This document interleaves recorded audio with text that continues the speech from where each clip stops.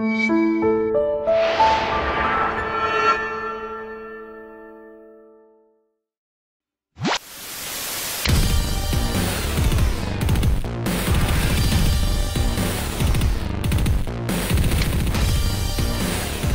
everyone, I'm Captain Logan and welcome to another Arrow edition of Primetime Crisis. Today, we're tackling the 5th episode of this season. It's Human Target, and I was really surprised by this episode. This is not the show I was watching last week, and I dare say this is the best episode of the season, and when people have been saying that this season has been a return to form, I've kind of cocked an eyebrow and not been entirely sure what they've been talking about. Certainly tonally, it feels like it's trying to kind of recapture that, but it's been somewhat superficial, although I've been saying I've been a little bit surprised by the season so far in that it's at least been more stomachable than last year. There's still a lot of silly, there's some stupid, there's some not being sure about who exactly some of our characters are, especially Oliver himself, and I keep talking about, I've been going on this tirade about how the show and Oliver, neither of them seem to realize the mortifying implications of him, of the way he's running the city,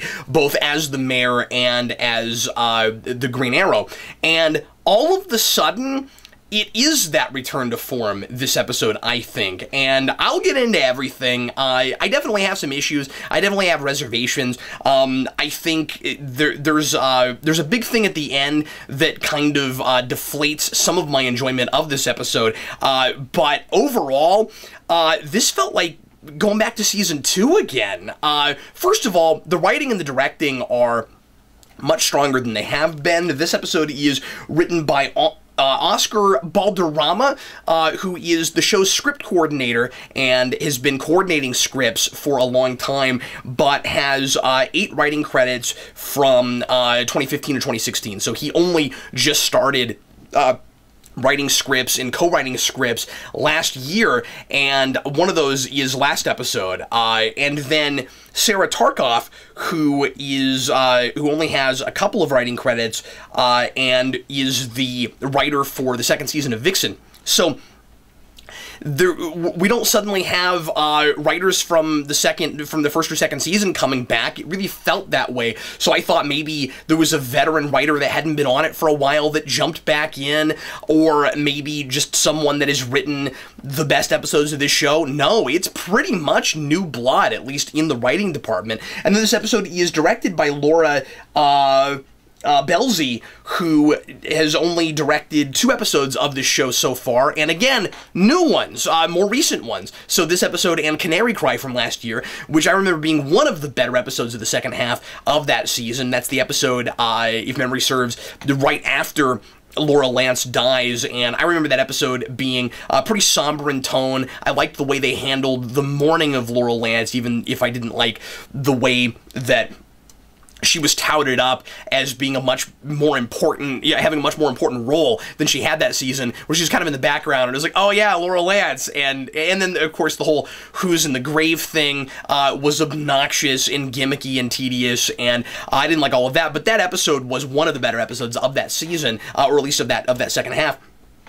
And I'm just kind of mind blown by the fact that it's new blood, it's kind of regular, or at least more recently, regular series people working on the show, and it's such a marked improvement over the last few episodes, I think. So I'm going to go ahead and just go through some notes, take this through kind of chronologically. So first of all, let's talk about Human Target. Human Target is there are 2 different versions of Human Target. That's an idea that goes back to the 50s, and he's one of those characters where there are a couple of different people who have that moniker.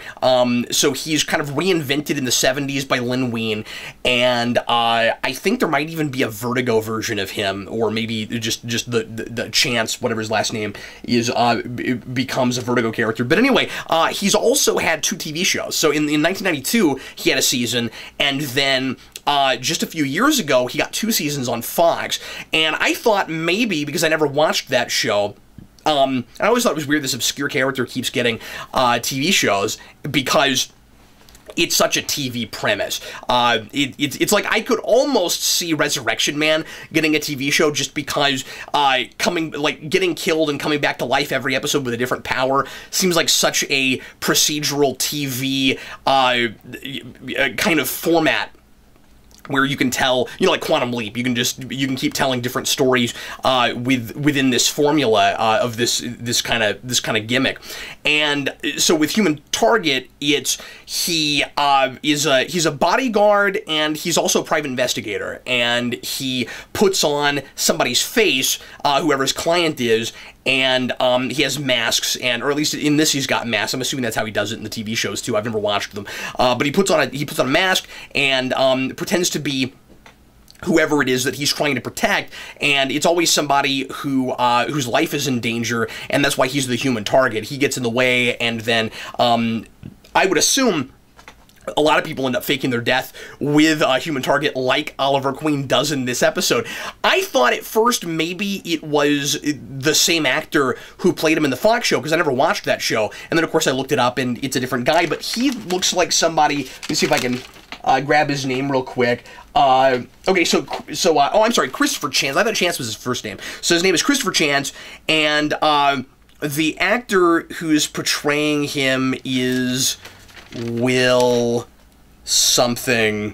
His name is Will Travel, and I think he could potentially hold a show on his own. It's hard to tell because we don't get a lot of them, and at first I wrote down the note, I don't know anything about Human Target, and then it occurred to me, well, but I don't know that I'm supposed to. You would have potentially an identity thing with this if you actually explored this character, where he's always pretending to be someone else, so does he actually have his own identity? Does he not just kind of maybe become sort of an empathic metamorph, where he keeps having to be like a sponge and totally, completely embody somebody else? Might your own personality get swallowed up in that? And this is an idea that we deal with all of the time with like shapeshifters, and it's really interesting to do it within a less supernatural context like this. But and it's also kind of that I guess you kind of have that with Mission Impossible, where you have people who put on different disguises, and we don't, or at least the TV show did this, where you don't really get a good sense of who that person is, because the fun is in seeing them be somebody else every time. Leonard Nimoy wrote in his book I Am Not Spock about how that was fun for a while, but he didn't get to create an ongoing character that could learn and change and grow. Every episode, it was kind of a two-dimensional, kind of stock nothing character. The thing with this, of course, is Human Target is being portrayed by multiple actors, or at least in this, pretty much just the guy who plays him when he's not wearing the masks, and Steve Amell, because he's not really, I don't think he pretends to be anybody in this, except for Oliver Queen, except for in the flashback. But so if he had his own show, I imagine, I don't know how the Fox show did it, but I imagine if you did it on the CW, now that we have this precedent, you'd probably have a lot of different actors portraying him, but that could be kind of fun and interesting. Anyway, I guess the point I'm making is, I like this premise within the CW superhero universe. I think it would be a really cool departure, where you have kind of another, not even necessarily street level or gritty show, but just a little bit more down to earth. So you're running this gambit where you have, everything from Arrow, which is supposed to be, and of course, we had old Magic season last season, but we're kind of getting, again, back to the street level vigilante drama. You have that, that's not a big supernatural thing, except for when that creeps in, and then you go all the way through the spectrum from Flash to Legends of Tomorrow. This would be a thing in a notch between Arrow and Flash, where maybe sometimes he pretends to be characters that are involved in supernatural things, and you could have him show up with characters from all of these different shows. So this made me kind of wish it was a backdoor pilot the way I did with Constantine. Well, I did to a degree with Constantine. Constantine was so watered down from who he was in his own show, and that's a weird case because that is the same actor who portrayed him in the Constantine show, and that's a very different show, and it's unfortunately a more smartly written show, and so he came off as kind of one note, and there didn't seem to be as much to him, and didn't get to do as much. But still, it's hard not to want to, and you just hope that it would be better written, and maybe you could bring in the writers from that show, and I'm talking about Constantine again. But I was reminded of that because it's the same kind of thing where it's somebody from Oliver's past that is brought in to help out with something going on now, and then he just leaves, and it's not really about him, and he doesn't get any character stuff to do. It's weird to, in a way, it's kind of weird to name the episode after him, although, because he doesn't really get, again, any character stuff. Now, you don't want a guest star to come in and take over and it not be about your characters, but it certainly can do both. Our characters could learn things through and from that guy. You could have, multiple character arcs, what have you. I like it here because with the title, and I know I'm the only person that ever talks about titles with these shows, but I like it with the title with this because Oliver Queen becomes a human target, and then this guy steps in, and you don't know it's him when he gets shot. So I'll go ahead and just go down some notes, or I'm gonna forget to talk about something. This was a surprisingly dense episode, and like I said, I really liked it. So I'm gonna run through some broad strokes and nitty-gritty things all at the same time. Here come my notes. Everybody ready? Okay, here we go. So we've got Tobias Church torturing Wild Dog, and first of all, suddenly everybody in this episode is acting more like real people, and I'm liking them more, or at least appreciating them more. Wild Dog came alive in this in a way he hasn't before, and I still don't love that character or anything, but he doesn't feel so one-dimensional and just there for cheap drama like he did before. He is a liability, he's a screw-up, and suddenly the episode is about that.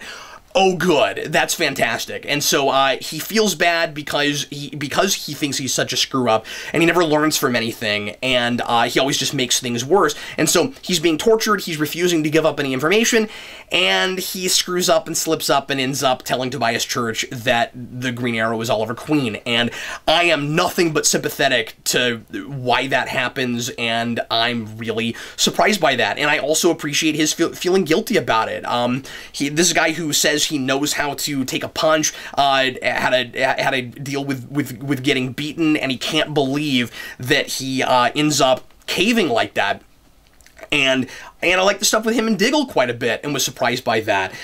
So this is just kind of a heavier episode that isn't so cheap and cheesy like the show has been, where it doesn't earn that darkness. I really liked the bit where he's being forced to dig his own grave, and he's trying to get things out of Church, and they're trying to manipulate each other, and he manages a little bit of that. I don't totally buy that, of course. The fact that Church sort of does the traditional stupid supervillain thing where, well, you're gonna die anyway, so I'll tell you my plan. He does that a little bit, and that ends up being kind of a necessary plot device for the episode so that we can track him down and figure out what he's doing. And to give Diggle a reason to debrief Wild Dog so that they can explore those commonalities in their past. So it's a little easy, but it does end up facilitating some decent story stuff, at least for this show. So I'll give it that. Right before that, I gotta mention this. There's a Clock King reference when Felicity is talking to Curtis about how he's walking around after he just got stabbed in the back.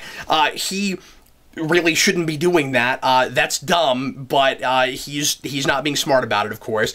And she mentions the time that she got hurt by Clock King, and I just hate it when they bring him up because I'm afraid we're never going to see him again. But they know that they know that people really like that character, so every now and again he'll come back up. I really hope I hope he's not dead. I hope he didn't actually die from that disease. I forgot what exactly happens at the end of the Flash episode that he's in, but I hope he can come back. Anyway, okay, let's try to move along a little bit quicker. Like I said, I kind of dug this one, so I have more to say about it. Diggle is... Oh, I love that Diggle is questioning the validity of the new team. There's some self-awareness to the show that it has not had before, where he's like, none of these people really feel like they belong here, and they're kind of riffraff, and, oh, this is all you've got to work with, Oliver, and I like that. I mean, I still questioned Oliver deciding to agree to do what Felicity wanted and bring all of them aboard in the first place, but now that they're there and we have to deal with them, we're dealing with that a little bit more believably now, so that's good. I do not like, though, when he says that Artemis is a Laurel Lance wannabe. No, Laurel Lance is a Sarah Lance wannabe. You can't do that. You can't be like, just because she's dead, you can't be like, this was this, like, classic, brilliant vigilante who was, like, the cream of the crop, and she's got this big no, Sarah started that legacy, and she really did know what she was doing, and I don't like that line. He shouldn't have said that. So we've got some commentary on crony capitalism. You've got people throwing that... You got this guy that throws that word around and is trying to take advantage of people, where he's doing exactly the same thing. There's this whole... And I thought this was going to be... I mean, I don't know a lot about politics, so there might be something about this that just doesn't totally work that I don't know. Leave a comment if you think there's something that just doesn't make sense about the zoning thing. But I kind of liked how that played, where there's this guy who is after Oliver Queen because he wants to put in this free zoning legislation, and that was done years ago, but Queen Consolidated took advantage of it, and it was supposed to help poor people in keeping their homes and building new homes, and what it really did was just made it easier for big business to come in and take over and put those people on the streets. But it turns out that's exactly what this guy is trying to do. But I guess I'll go ahead and broach this now. So I like that Oliver's having to deal with more actual mayoral stuff, and we're seeing him trying to do good things as mayor, and his heart's in the right place, and he's trying to do things above board at the same time he's being a vigilante. He's acting in this episode, I think, a little bit less of a dictator than he has been before. Okay, here's the problem with it. Too much of the things he does that I was impressed with, retroactively I find out are Human Target. Now, I was really impressed that I didn't call that, and I guess I should have in retrospect, but the episode was really winning me over, and so I was taking it on its terms, and I was letting it wash over me. And when he gets shot, I actually did think it was him, and I should have known better, because I knew who he was bringing in based on the episode title. I mean, anybody that doesn't know who Human Target is might have been more hoodwinked. And by the way, I don't think this is a gimmicky kind of way of manipulating the audience. I think this is a thing where they're actually playing on our, preying on our expectations in a pretty in a cool way, in a satisfying way once you actually find out everything, and it's handled more subtly than I would have expected. So we hear Diggle say early on, once they know that Church has Oliver Queen's name, and that he knows that he and Green Arrow are the same person, he says, I know a guy, he can be here within 24 hours, and he has a very specific skill set. So immediately I know, based on the episode title, he's talking about Human Target. So he's going to bring in a guy who can take a bullet for Oliver Queen. But we don't see him, and I keep waiting for him to show up, and I'm like, we're halfway through the episode, and the titular character, for your guest star for this episode, is not here yet. And so I was totally taken in by all of that, and didn't call that it was Human Target that got shot, that was Chance that got shot, because I hadn't seen him yet, and I thought he would get there first, and I thought that was a smart bit of writing, that subtly, that like, he's actually there the whole time, and we just don't see that scene where he's put in. And that's, again, kind of part of, you don't want to see too much of him because he's a mysterious character who always disappears into whatever role he's doing.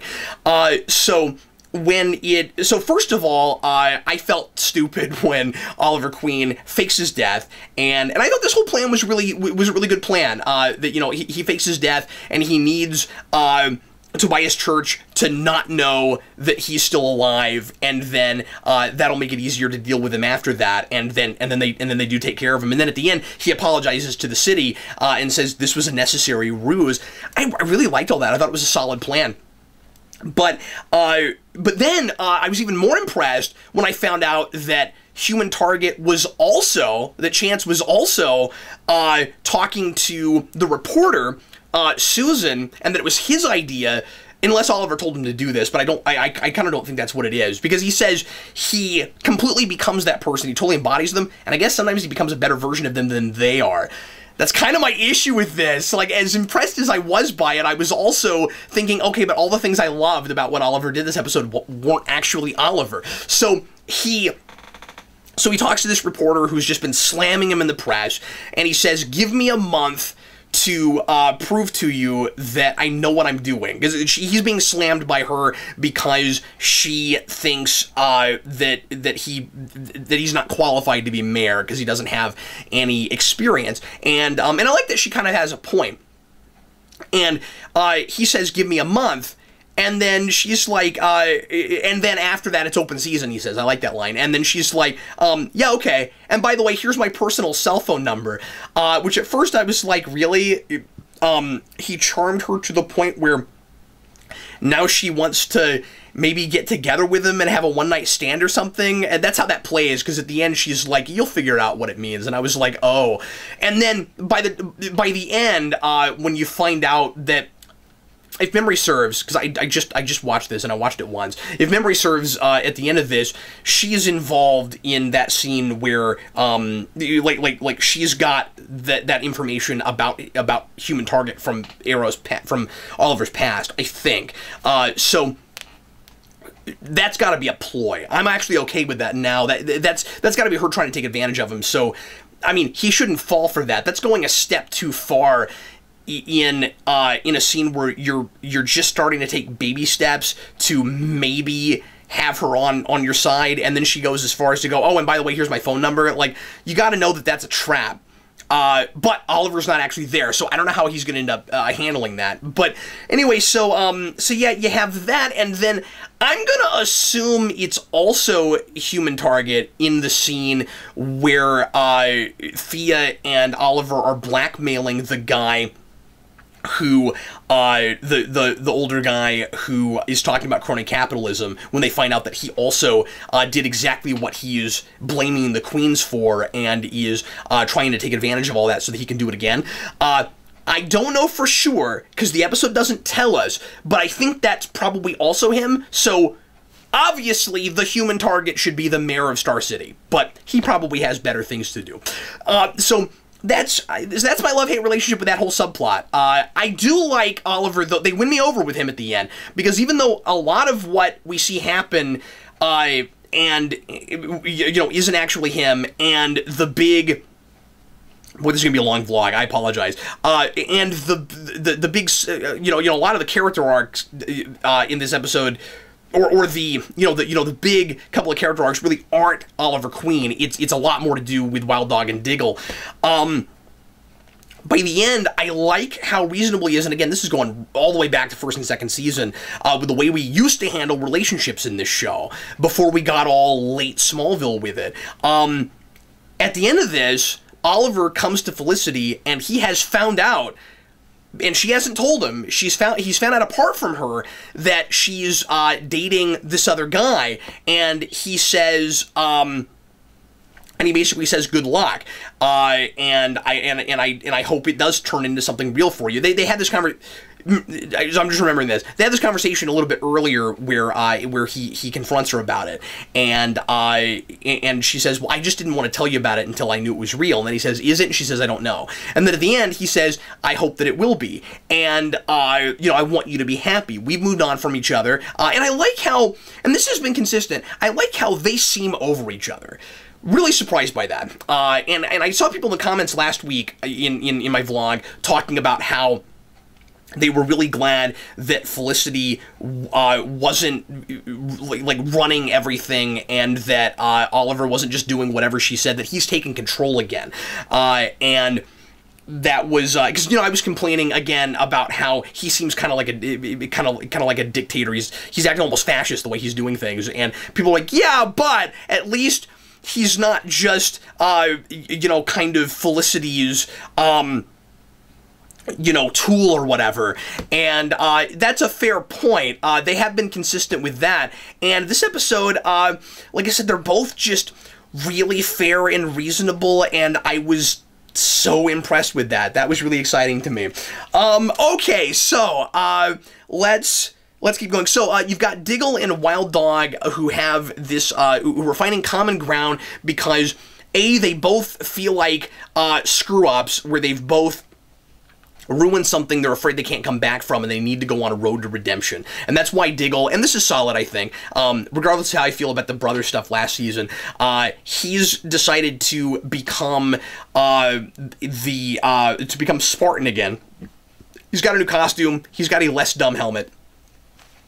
He looks like he should be, in a fighter jet or a spaceship or something, but he has a less dumb helmet, and he's decided to do that, despite what he said last season, because he needs to atone for what he did to his brother. Okay, and then Wild Dog has the same thing, and they can both relate to being tortured and how that affected them and what they did when they were tortured. And toward the end, Diggle gets him. Not only does he help him remember the things that Tobias Church told him that he's kind of suppressing because he doesn't want to relive all of that, and because he feels so guilty, but he also helps him to go back in the field and to start to kind of get over himself and learn not just road to redemption, but if you keep telling yourself that you're a failure, you will continue to be a failure. And we make mistakes for a reason. If you, when you make mistakes, you have to try to learn from them and do and not keep making the same mistakes and do better next time. And Wild Dog has kind of lulled himself into this false place where he says, I'm always going to make a mistake. I'm always going to do the wrong thing, so I might as well not even try. And that's why, when you look back at the rest of the season, he's been a liability, and he always makes the wrong choice. And I think he might, as long as we don't keep doing that with him, as long as after this he learns from some of these things, and I don't mean that he has to be perfect now, but yeah, he might still be impulsive. He might have to be reminded every now and again. But as long as we don't regress him, we've done something potentially really good with that character, and he might be progressing and growing, and that's great. So that whole thing really worked for me, and I'm surprised by saying that once again. Okay, what else? So we, at the end of this, the whole thing with Prometheus, we're starting to get a little bit more of a sense of what the overarching villain plot is this season. We don't really know exactly what Prometheus is after. He is a hidden, excuse me, he's an archer, another archer with a mask. We don't know who he is. We can speculate. I would be surprised if he wasn't somebody we know. He's, especially based on the end of this, he seems to be somebody who probably already knows that Oliver Queen is Green Arrow. I think. I'm not sure. But when you get to the end, and I loved the last scene of this, it was shot beautifully. There was some really eeriness to the soundtrack. That crane shot is going back to some of that great stuff we had in the second season. I don't know what happened to the show, but it's just, we've gone back in time to when it was fairly decent. Anyway, so he thinks he can save himself when he gets arrested, and then Prometheus comes after him, and he's going to kill him because he gave him 2 warnings. He says, this is your second warning. And, I mean, he partly says that, I think, because he's got, because Church has this guy in a pseudo Deathstroke suit that shoots him. I don't know who that. I don't know if that's supposed to be somebody. I'm not sure who that is. But anyway, so he shoots him or shoots at him, and he's like, "Well, this is your second warning." I think he would have killed him then if it weren't for that guy. But he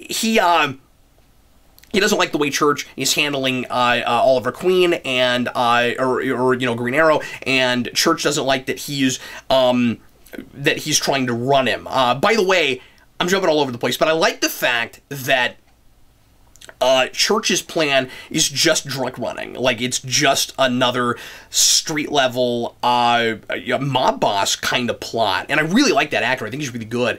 But while it might have been cool to have just one of those for the whole season, I don't know if you can scratch a drug running plot for 22 episodes and make him your big bad for the whole time. So it seems like we're kind of pacing this believably, where, okay, now he's been taken out, there's this other guy. I just hope it doesn't degenerate into another, city leveling doomsday weapon in order to start things over and start anew, and that kind of bad guy plot that we've had over and over and over again. I mean, it's fine that it will probably be a bigger thing. I just hope it's not that again. But anyway, so at the end, he kills him, and before that, Church thinks that he's gonna be able to save himself by telling this guy who Oliver Queen is, or who Green Arrow is, and he's like, "You'll be the only one that knows."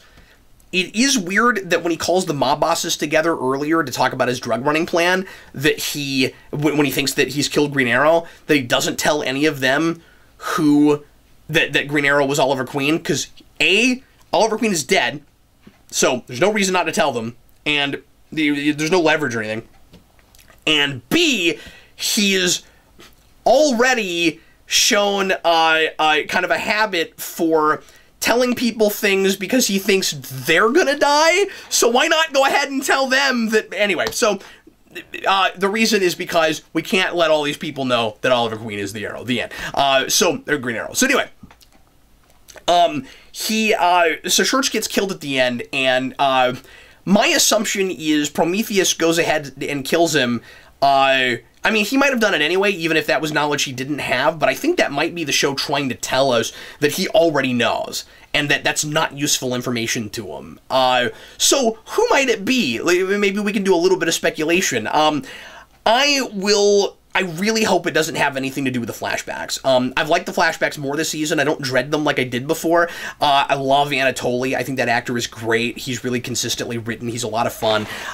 Getting to see how Oliver got in the Bravo program is cool. There's things about it that don't totally track and line up the way he was trained in the first place. I think this episode's pretty good with that stuff. But,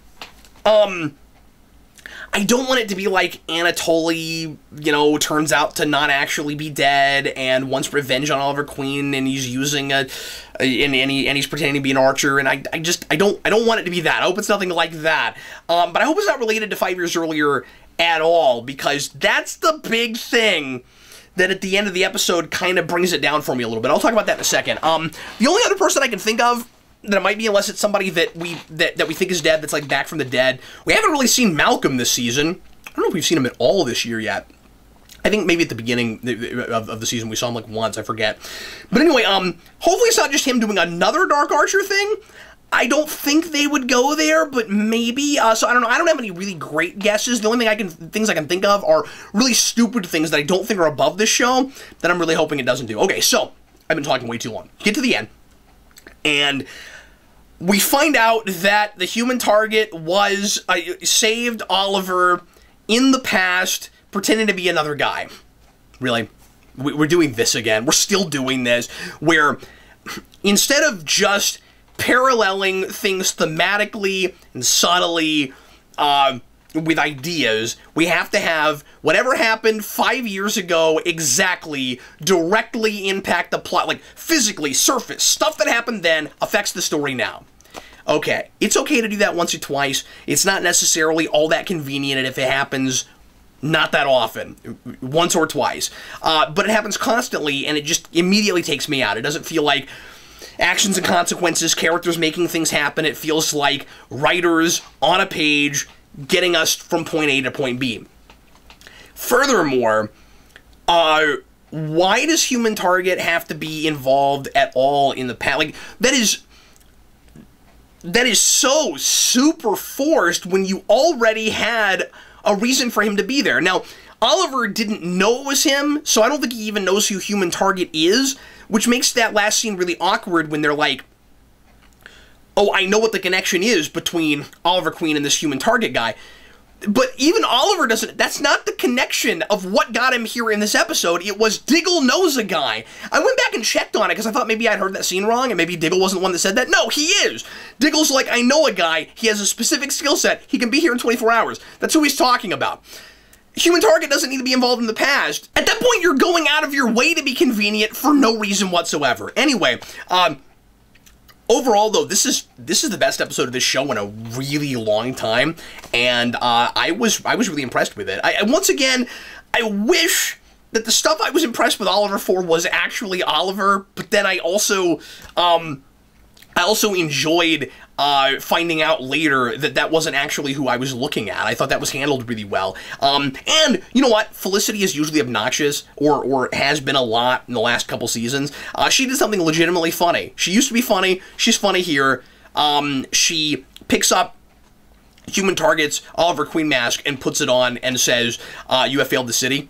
That's actually legitimately kind of funny. Anyway, thanks a lot for watching. Sure appreciate it. Leave your comments. Let me know what you thought of this episode. Did you like it as much as I did? Do you think that I'm out of my gourd and it's not very good and just as bad as this show has been before? What do you think of the season on the whole so far? Who do you think Prometheus is? Do you like that shift? Do you like losing Church now and bringing Prometheus to the forefront? Let me know in the comments. Thanks a lot for watching once again, and I'll see you again with more Crisis vlogs here real shortly on Geekvolution.